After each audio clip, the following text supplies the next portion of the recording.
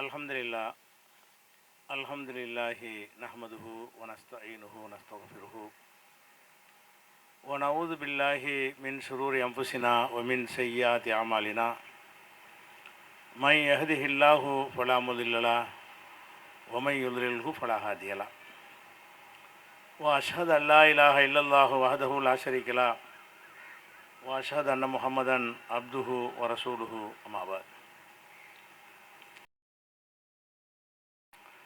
கண்ணியத்திற்குரிய எல்லாம் வல்ல அல்லாஹு ஜல்ல ஷானஹு தஆலாவின் நல்லடியார்களே, அல்லாஹுடைய பேரருளால் அவன் நமக்கு வழங்கி இருக்கின்ற 2 பெருநாட்களில் தியாக திருநாள் எனப்படும் ஹஜ்ஜி பெருநாள் தொழுகையிலே நாம் நிறைவேற்றிவிட்டு அமர்ந்திருக்கிறோம். இஸ்லாமிய மார்க்கத்தில் தரப்பட்டிருக்கிற 2 பண்டிகைகளுமே 2 பெருநாட்களுமே மனித குலத்திற்கு நன்மை செய்யக்கூடிய வகையிலையும் நம்முடைய கொண்டாட்டத்திற்காக மற்றவர்களை தொந்தரவு செய்யாத வகையில் அந்த கொண்டாட்டங்கள் இருக்க வேண்டும் என்ற வகையிலும் 2 பெருநாட்களையும் அல்லாஹ் தந்திருக்கிறான். பொதுவாக கொண்டாட்டம் விழாக்கள் என்று வரும் பொழுது அவங்க தங்களுடைய மகிழ்ச்சியை மாத்திரம்தான் கவனத்திலே கொள்வார்கள்.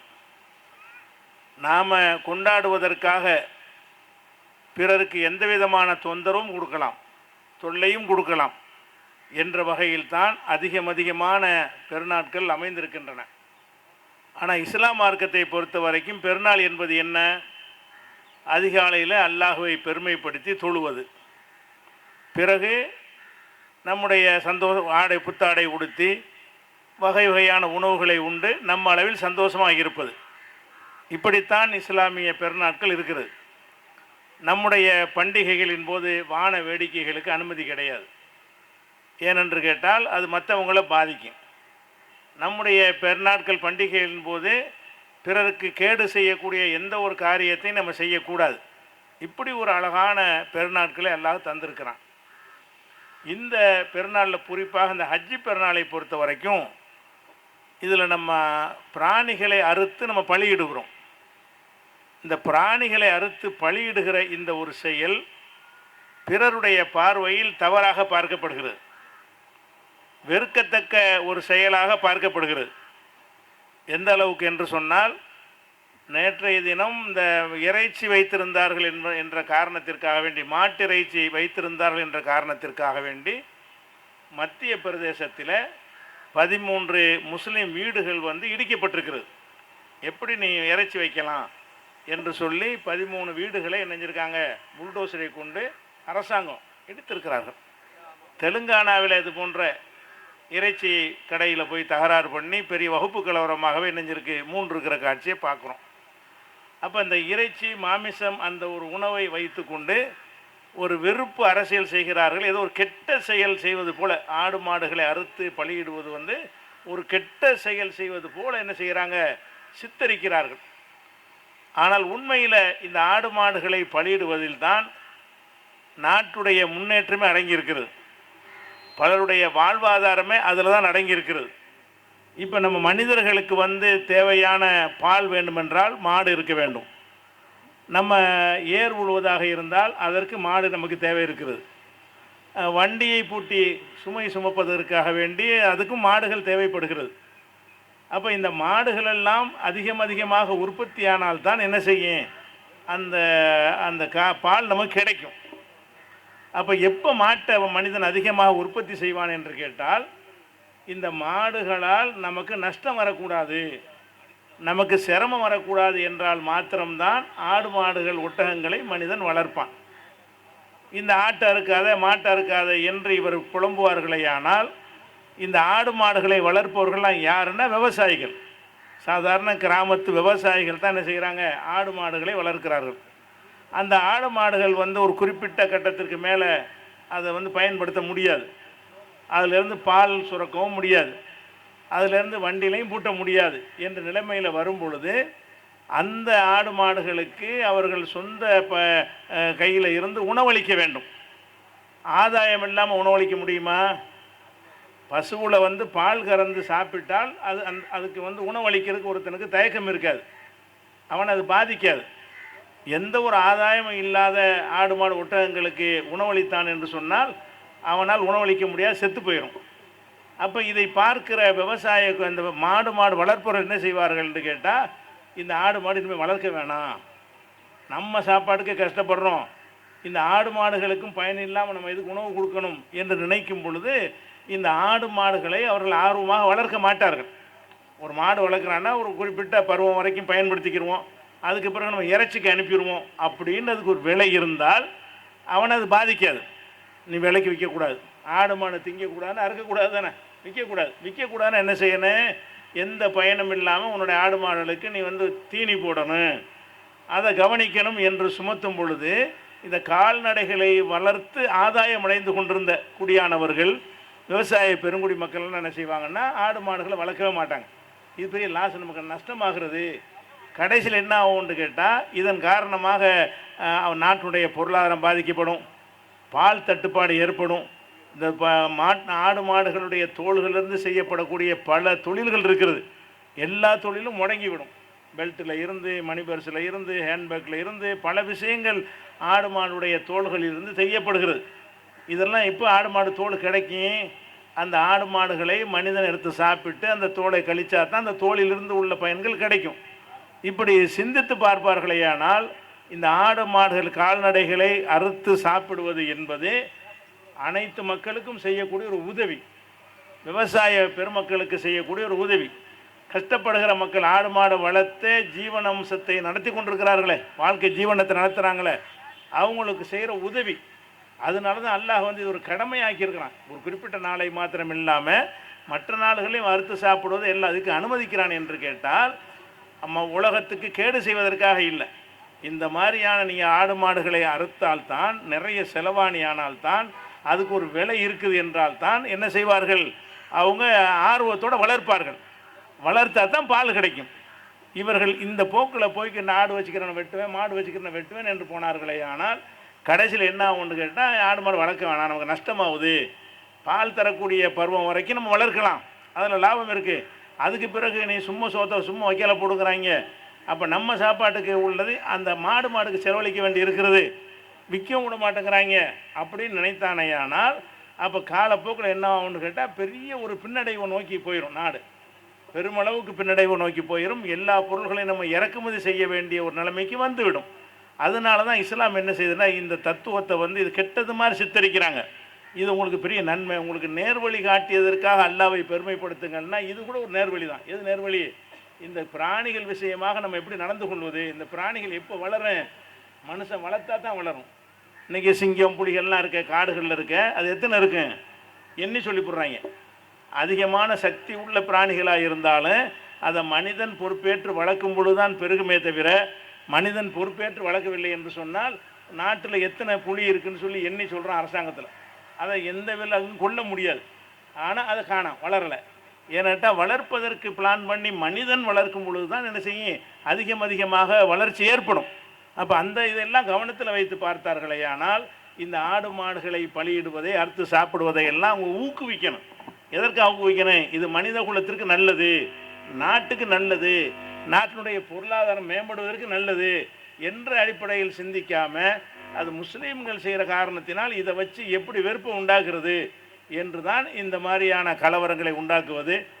மாடு கறி வச்சுருந்தான் என்பதற்காக வேண்டி அவனுடைய வீட்டை இடிக்கிறது, முந்தி ஒரு அந்த அகலாக்குன்னு ஒருத்தர் மாடு வச்சுருந்தார், அவர் ஆலையை கொன்றது, இதெல்லாம் எது காரணம்? இதனுடைய தத்துவத்தை விளங்க மாட்டேன், இதனுடைய அர்த்தத்தை விளங்க மாட்டேன் என்கிறார்கள். இன்னும் சொல்ல போனால் இந்த ஆடு மாடுகள் சாப்பிடுவது முஸ்லீம் மட்டுமா சாப்பிட்றான் இப்படி சொல்கிறார்களே, 95% பேர் முஸ்லீம் அல்லாதவர்கள் சாப்பிடுகிறார்கள், 5% பேர் கூட சைவம் கிடையாது. 95% பேர் வந்து எல்லாரும் என்ன செய்கிறாங்க, இந்த இறைச்சி சாப்பிடக்கூடியவர்களாக இருக்கிறார்கள். ஏதாவது ஒரு இறைச்சியை மீனையாவது சாப்பிடக்கூடியவர்களாக இருக்கிறார்கள். உலகம் முழுவதும் இப்படி தான் இருக்கிறார்கள். இப்போ அதிகமான மக்களுடைய உணவு சம்பந்தப்பட்ட ஒரு விஷயத்தை எடுத்துக்கொண்டு அதன் மூலமாக மதவெறியை ஊட்டி அதன் மூலமாக மதக்கலவரத்தை உண்டாக்குற ஒரு காட்சியை நம்ம பார்க்குறோம்.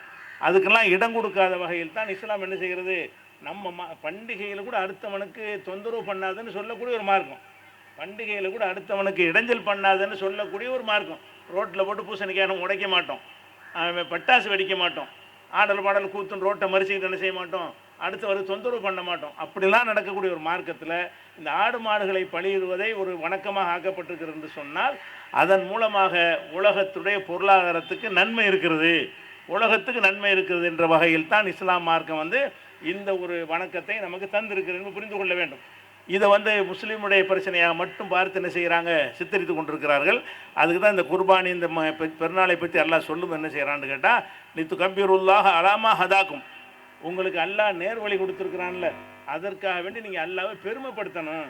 இதெல்லாம் அல்லாவை பெருமைப்படுத்துவதற்குரிய நேர்வழி. நம்ம ஆடு மாடல் அறுத்து சாப்பிட்றோமே அது பெருமைப்படுற ஒரு விஷயமே தவிர அது சிறுமைப்படுற விஷயம், கவலைப்படுற விஷயமே கிடையாது. ஆடு மாடுகள் வந்து நம்ம உணவுக்காகத்தான் அது படைக்கப்பட்டு இருக்கிறது. ஆடு மாடுகள் வேணான்னு சொல்லக்கூடியவர்கள் முழுக்க முழுக்க சைவத்தை சாப்பிட்டுட்டு இருக்கிறாங்களா? எந்த வகையிலையாவது அவங்க என்ன செய்கிறாங்க, ஆடு மாடுகள் வேணான்னு சொல்லக்கூடியவங்க வந்து மாமிசங்களை வந்து ஒரு வகையில் மாத்திரைகளாக அல்லது எண்ணெய்களாக, மீன் எண்ணெய்களாக ஏதாவது ஒரு வகையில் சாப்பிட்டு கொண்டு தான் இருக்கிறார்கள். உயிர் வதை என்று சொல்வதெல்லாம் பொய்யை தவிர உயிரை வதைப்பது வந்து நம்ம மனிதன் தன்னுடைய தேவைக்காக உயிரை வதைக்கிறவனாக தான் இருக்கிறான்.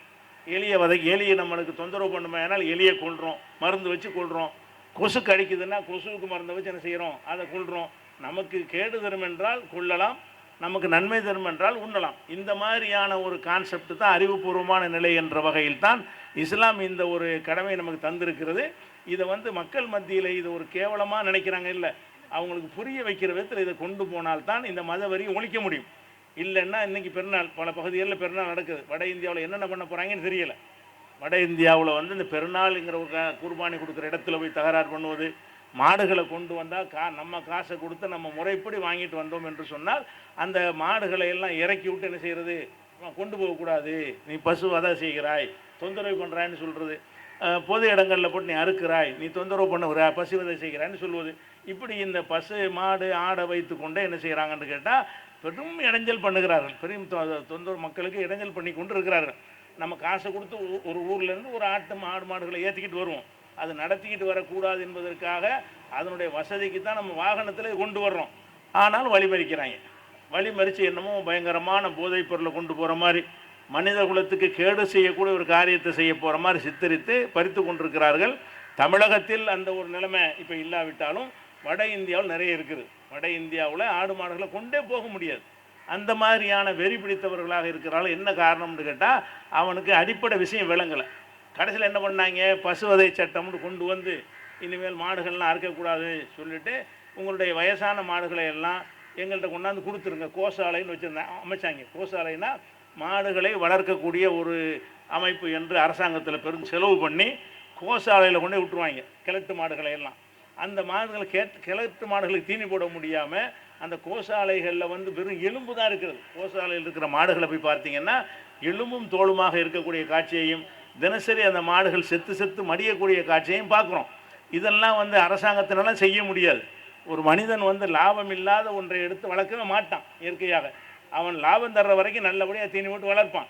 லாபம் தரலன்னா அது இறைச்சிக்கு போவது தான் விவசாயிக்குரிய லாபம். நம்ம இறைச்சிக்கு அனுப்பிட்டோம்னு சொன்னால் அவனுக்கு செலவும் இல்லை, அந்த மாடுகளை விற்பதன் மூலமாக அவனுக்கு ஒரு ஆதாயம் கிடைக்குது என்பதை விளங்காமல் இந்த கோசாலைகளில் உள்ள நடக்கிற அநியாயங்களெல்லாம் என்ன செஞ்சாங்க, படம் பிடிச்சு போட்டாங்க. பத்திரிகையெல்லாம் வந்துச்சு கோசாலையில் என்ன நடக்குது. கோசாலையில் ஒதுக்கப்பட்ட அந்த பணத்தையெல்லாம் இவங்க சாப்பிட்டுட்டு இந்த மாடுக்கு யார் கேட்க போகிறா என்பதற்காக வேண்டி அதை பசியும் பட்டினிமாக போட்டு சாவடித்த காட்சியெல்லாம் பார்க்குறோம். அதெல்லாம் இயற்கைக்கு மாற்றம். மாடை வந்து அவனுடைய உரிமையில் விட்டுட்டாயானால் அவனுக்கு பயனற்ற நிலையில் விற்றுருவான். விற்றா அவனுக்கு ஒரு காசு கிடைக்கும், மறுபடியும் அதுக்கு செலவழிக்க வேண்டிய தேவை இருக்காது. புதுசாக ஒரு மாட்டை வாங்குவான், மாடு பால் தரக்கூடிய மாட்டை வாங்குவான், பாலை உற்பத்தி பண்ணுவான். இப்படியான ஒரு விஷயங்கள் எல்லாம் விளங்காமல் அறிவற்ற முறையில் செய்து கொண்டிருக்கிறார்கள்.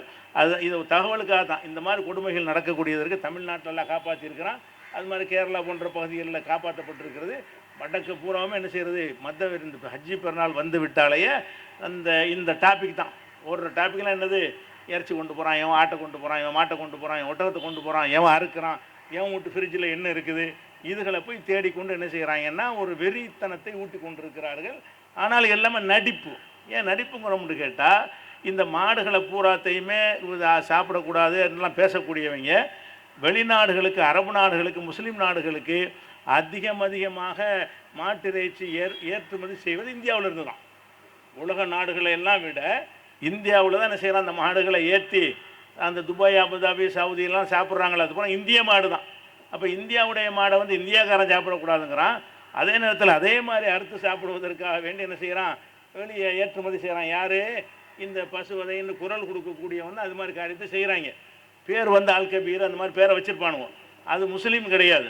அது நடத்துகிறதெல்லாம் யாருன்னு கேட்டால் பிராமணர்கள் தான் நடத்துகிறாங்க, இந்த ஏற்றுமதி செய்யக்கூடியவர்கள்லாம். அப்போ மோடி கூட பெருமையாக சொல்லுவார், நம்ம இந்த உலகத்திலேயே மாட்டு மாட்டு இறைச்சி ஏற்றுமதியில் இந்தியா தான் ஃபஸ்ட்டு நம்பர் 1 சொல்லுவார். இது பெருமையாக சொல்கிறாரு. நீ மாட்டுக்கறியை நீ திங்காத, உலகத்தில் உள்ளவங்களாம் திங்க கொடுங்குறாங்க. மாட்டுக்கறியை சாப்பிடக்கூடாதுன்னா அந்த ஏற்றுமதியும் தடுக்கணும்ல இறைச்சியை.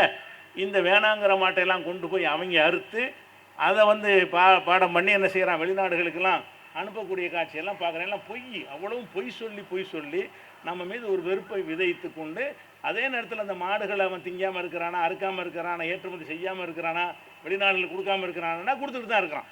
அப்போ நமக்கு எதிரான ஒரு சதிவலை பின்னப்படும் பொழுது நாம் இது சம்பந்தமாக நம்மோடு பழகக்கூடிய முஸ்லீம் அல்லாத மக்களுக்கு இதனுடைய உண்மை நிலவரத்தை விளக்கணும், எடுத்து சொல்லணும்.